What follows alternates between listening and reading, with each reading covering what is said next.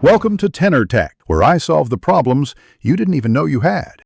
You begin by confirming essentials so the backup finishes reliably.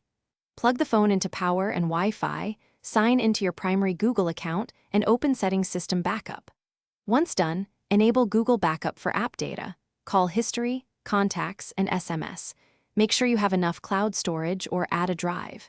If you plan a local backup, turn on USB debugging and developer options and connect to your computer now so you can start the transfer. Next, focus on the complex middle steps: apps, media, and data. For photos and videos, open Google Photos and confirm backup and sync is on, selecting your preferred upload quality so you know what will restore. Then export SMS and call logs using a trusted app or rely on Google Backup for supported devices. If you need exact app states, perform an ADB full backup or use a local backup tool to save APKs and app data to your computer.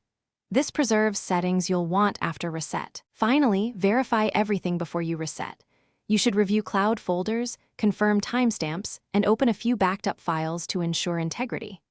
Once satisfied, go to Settings System Reset Options and perform Erase All Data. Use Recovery Mode if the device won't boot.